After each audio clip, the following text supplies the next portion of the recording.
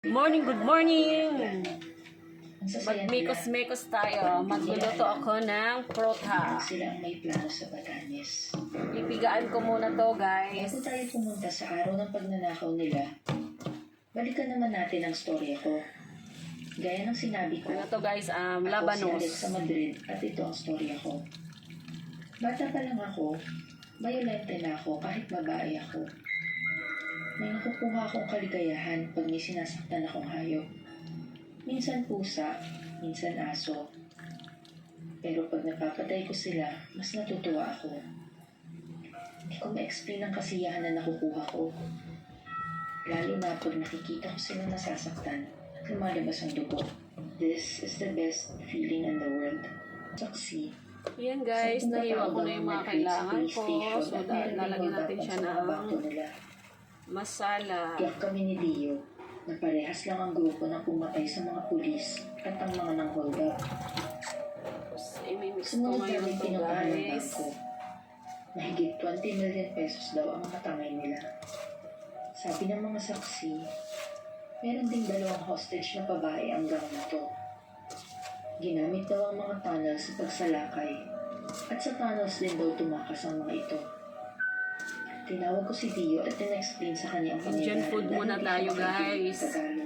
Nakakasawa na kasi yung puro karne, isda, Tuloy ang aming laro dahil sa kaguluhan na to. chicken. Kaya sabi ko, let's change the game instead. Since sinira ng grupong ito ang plano natin laro, ganito na lang ang laro natin.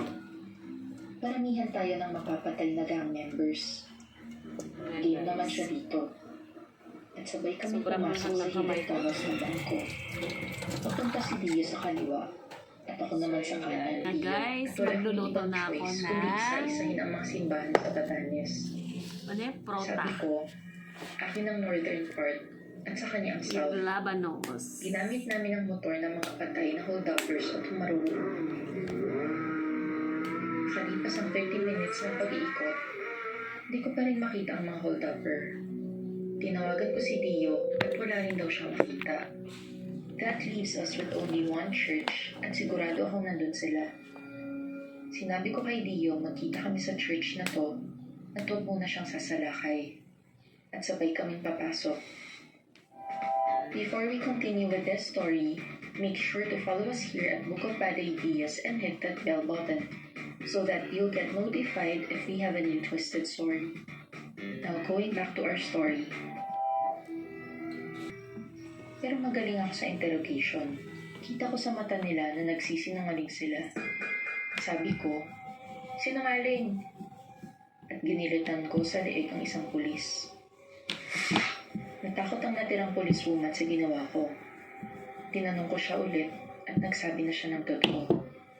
Sabi niya, itong tao na to ay ang tunay na protector ng Batanes. Nagtatago daw ito sa tunnels. At alam to ng mga lokal. Dahil sa magandang naidudulot ng pagvivigilante niya, ginawang sikreto to ng mga lokal sa mga tagalabas o turista. Isa daw tong Hapon at naka-military uniform.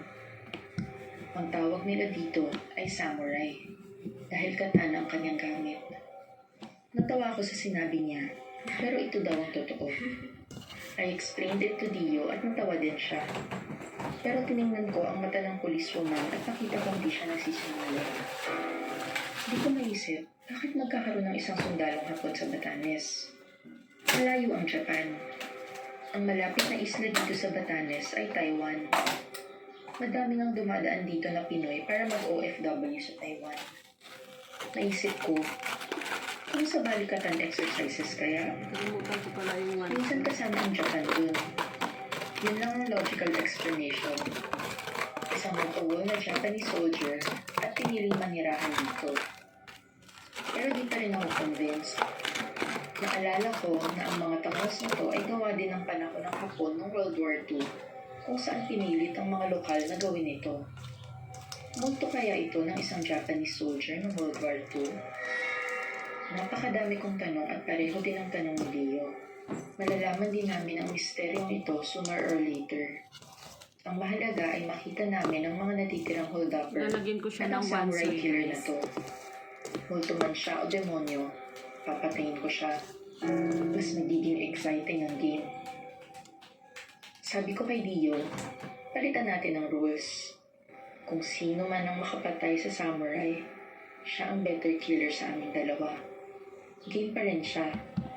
Pinatay na rin namin ang mga natitirang police hostage.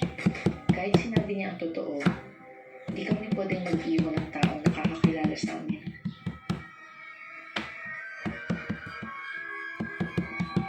Tumakbo na kami sa tunnels at naghanap. Makalipas ang ilang minuto, may nakita kami isang bangkay ng hold-upper. Sabi ni Dio, We must be near. tumakbo kami nang may narinig kaming putukan ng baril at sigawan. Sila na siguro to, at buti na abutan namin. Binabaril ng 3 hold-upper ang hapon. Ito ang mga leader ng grupo. Si Vian at Nalagay na natin siya sa bakal, guys. Sinukalit na ng baril nila, parang di tinatablan ang tinaguri ang samurai. Nakita rin namin kung paano pinatay ng samurai ang 3 hold-upper. Ang bilis na talaga. Nagulat ang hapon na sundalo nang makita kami. Sabi ko kay Dio, Game on! Beb, pasuyo ng dairy cream, Beb. Sa samurai na to. Medyo mahirap dahil maliliit ang aming kutsilyo para sa kataan. Dairy cream. Pero dalawa kami ni Dio at iisa lang siya. Kayang-kaya namin to. Nahiwa ni Dio Tapos ang kanilang mag-ano ka braso ng ng- samurai at bumagsak ito sa lupa. Meron ba tayong ano dyan? Pero di niya ito ininda. Puwel? May puwel ba tayo dyan? Lagyan mo sa plato? Sa kanyang katawan. Walang hiya. Parang zombie to. Nagulat din si Dio sa pangyayari at sinabi, Aim for the head. Must be a quick. Copy. Pero kahit anong gawin namin, di kami nakalapit sa kanya at lumating na din ang pinatatakutan ko. Masaksak ako. Ito na ang aking katapusan. Pero ayos lang. Magaling itong kalaban and I respect that. Pero agad akong di namatindi at tumakas pa alis.